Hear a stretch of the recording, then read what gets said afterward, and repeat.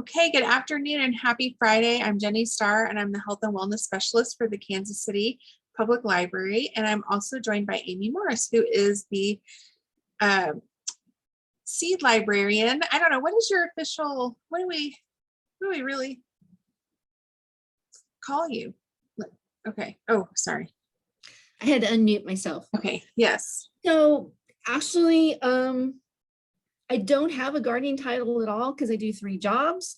I'm the supervisor at the Ruiz branch. I'm a passport acceptance agent, and then I run the seed library. So, Yes. right now I got a seed library hat on. I feel like we need to give you a special Seed Library title. I'm going to think about this and it'll just be honorary or something, but we'll do it. We'll come up with something fantastic. Sounds like a plan. Amy was just featured in a national magazine for library professionals for the Seed Library and for gardening stuff at Ruiz. So it was really exciting to read that. So congratulations. Thank you. It was a cool experience. It was really neat to see that. Okay, so today's topic is going to be food preservation. We're going to talk about that for a couple of weeks. I was asked by Monica to handle canning, probably because I can and she doesn't. And so I know a little bit more about it than she does. So I have a little presentation I created for y'all, and let me share my screen.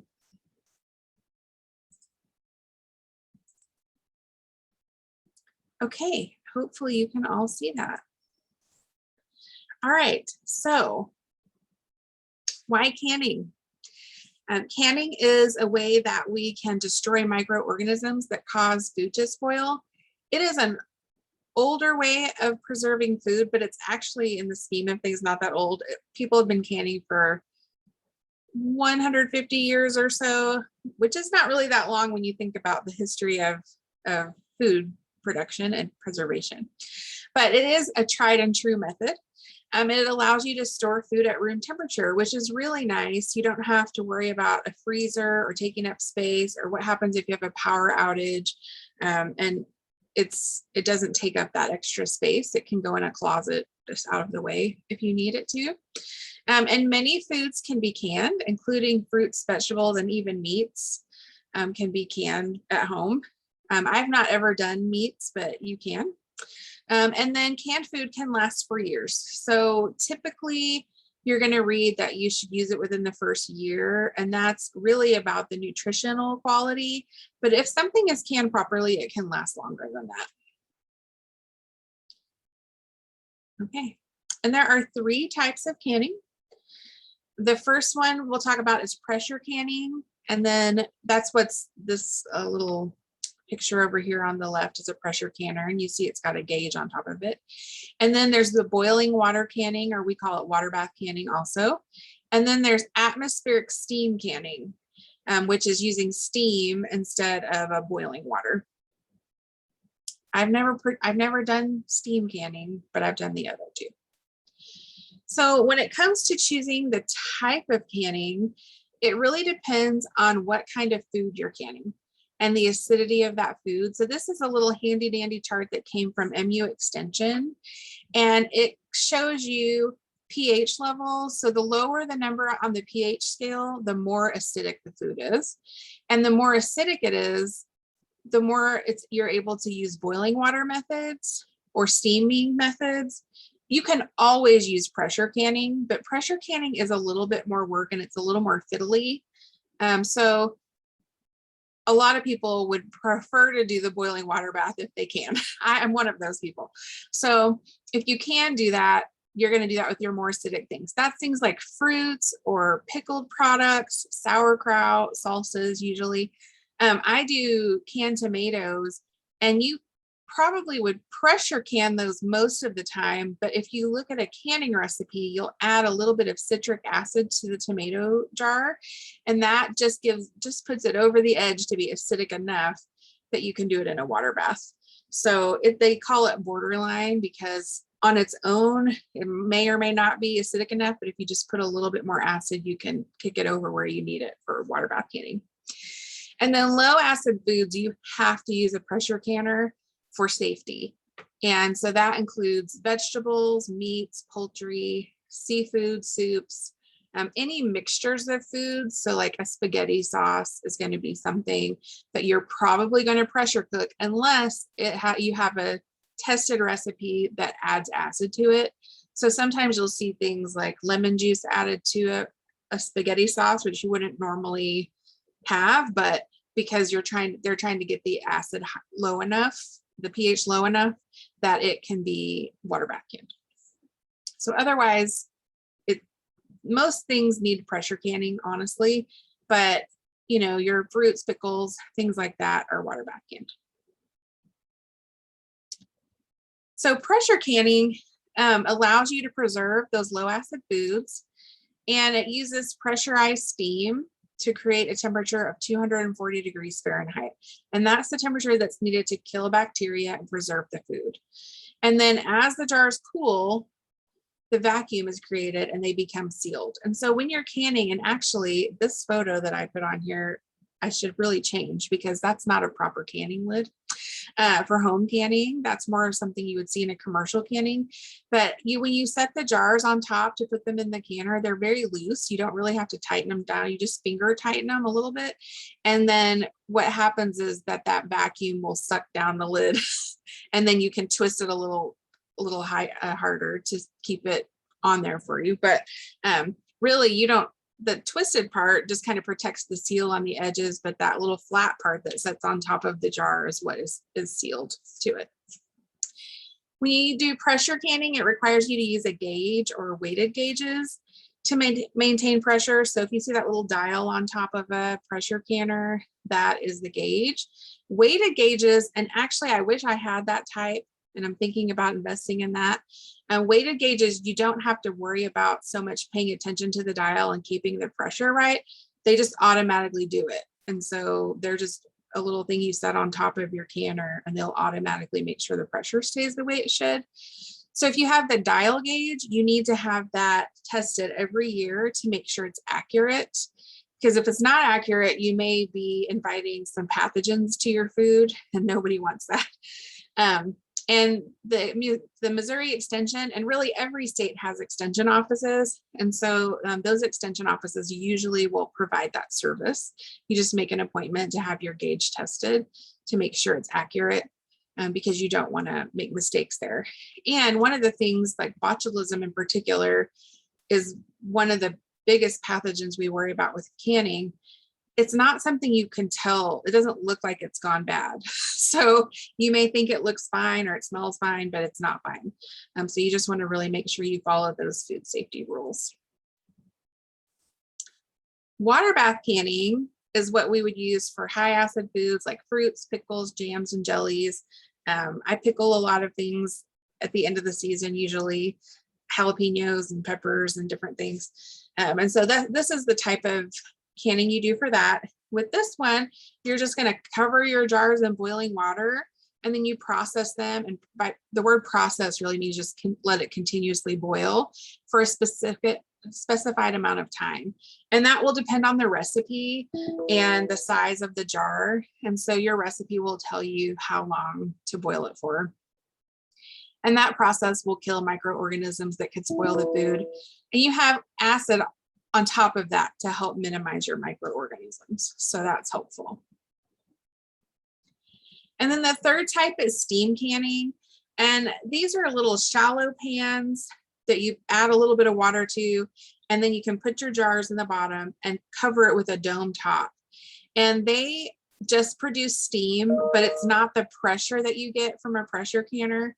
And those can be used only for the same types of recipes, those high acid foods that you would water bath can. And they have some other precautions. So you can't do anything that requires more than 45 minutes of processing, which I don't think I've ever had anything that required more than that in a regular jar. You can only go up to a size of a quart jar with steam canning. With other forms of canning, you can go larger. The benefits of these are that they're not as heavy and they can take less time because when I do water bath canning, I mean, I have to add a lot of time into my day of just heating up that water to a boil. It takes a long time to get that huge pot to boil. And so they take a little bit less time, less water. So that would be an advantage to steam canning. It's a newer form of canning, and it's not something I've done before. And then for all types of canning, there are some principles to follow. So one is that you need to use the recommended canning jars and lids. And I actually have the correct picture for this. So these are the jars that have, they're basically three pieces. You've got the glass jar on the bottom, then you've got the metal lid with kind of a rubber gasket around it that fits on top. And then you have the screw top that goes over all of it.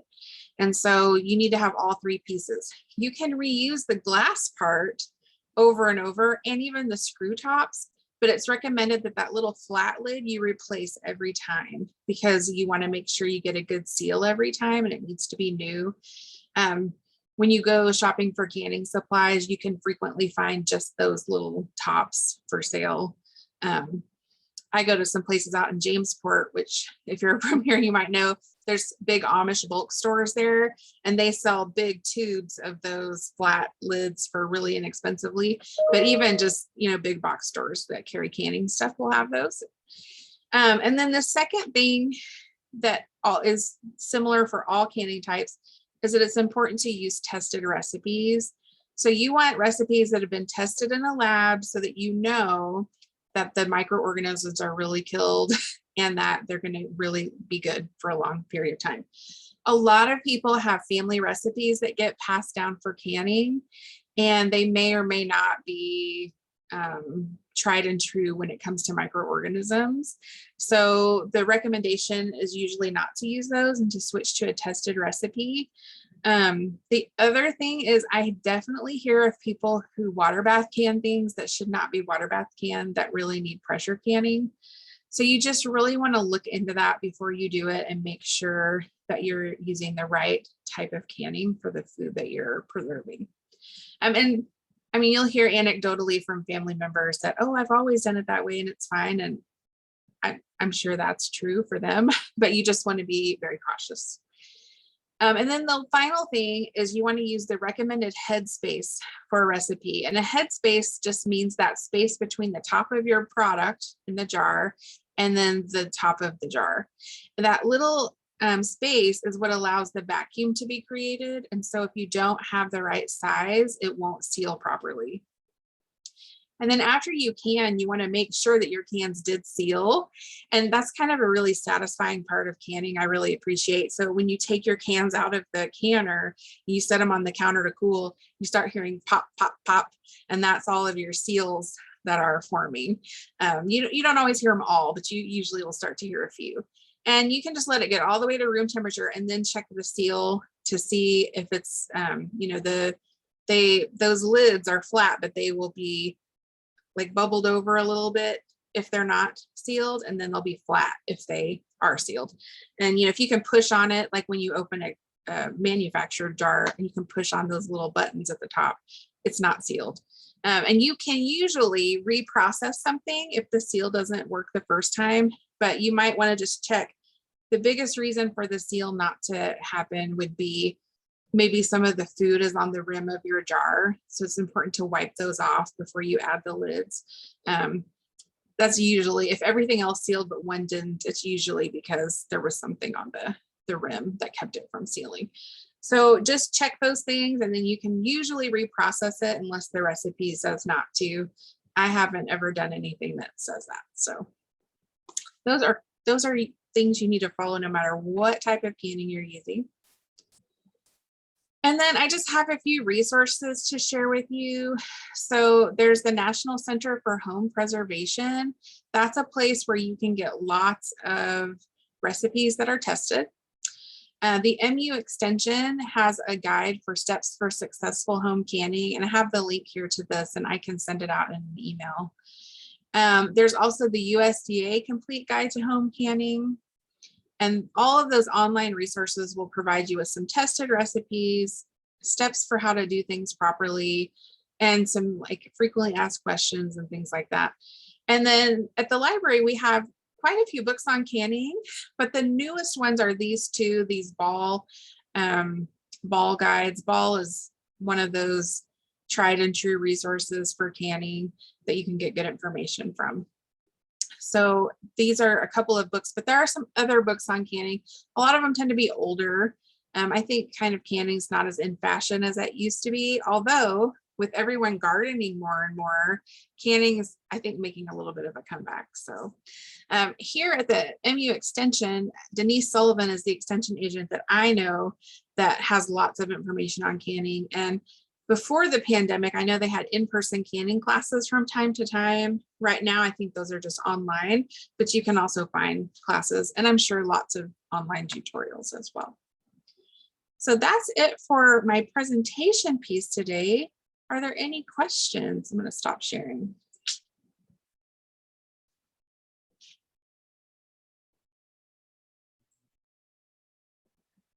I just want to let you know, I appreciate your presentation. I'm afraid of pressure cookers.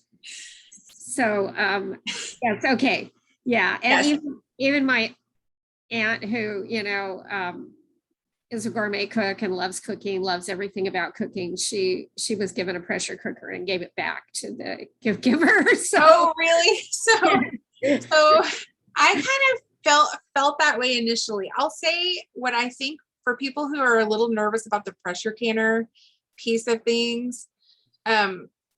The ones that have the gauges that you just set on top and you don't have to watch the dial, those feel a little bit more relaxed to me because you don't have to pay attention to making sure that the pressure stays a certain place.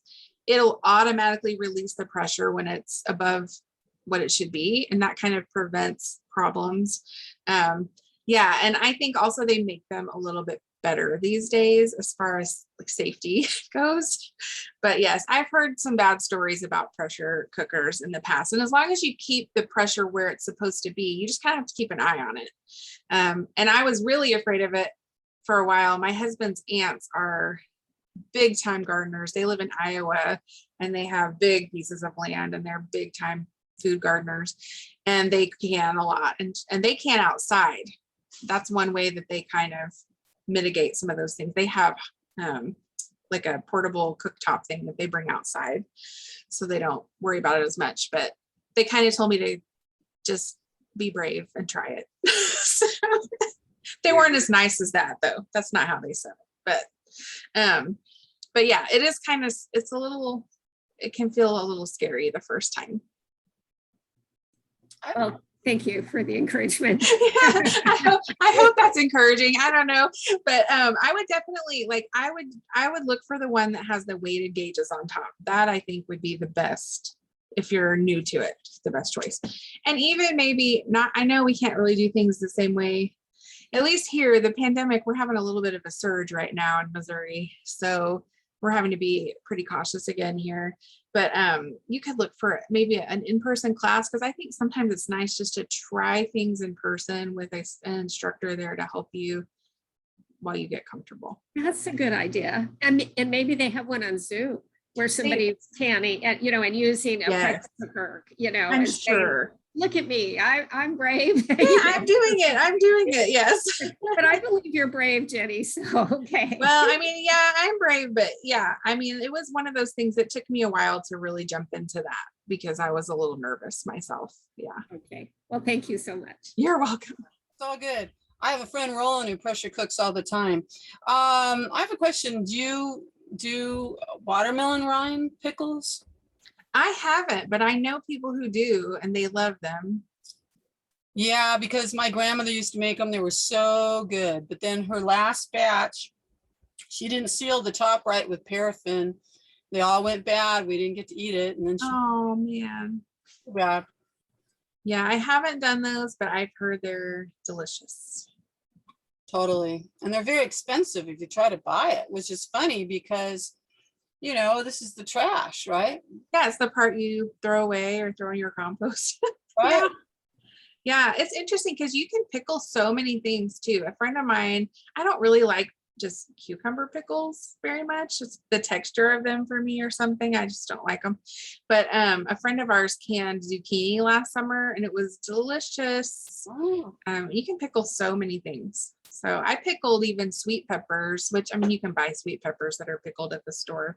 But that's been really nice. I had, because it was the end of the season and I just had to pick them all. I had tons. There's no way to eat them all. So yeah, you can pickle lots of things. And pickling, you can use water bath canning always. So that's a bonus there. that's good. So zucchini, the texture's better because it's harder? I think so. It's a little crispier than pickles are to me. I don't know. I'm trying to come around to pickles right now. Actually, I'm trying to eat them and just make myself like them. But yeah, it's a texture thing because I like the flavor of them, but the texture is kind of weird for me. Okay. Yeah, the zucchini was crunchy. Oh yeah, sounds good. Yeah, it was pretty tasty. What about green tomatoes? Do you pickle those? I haven't, but you can. Mm. But I used green tomatoes last summer and I made green tomato salsa. Wow. And it's delicious and you can water bath can it. So yeah, it's very tasty. All right. Thanks. You're welcome. Anything else? Okay, well, I'm going to stop the recording.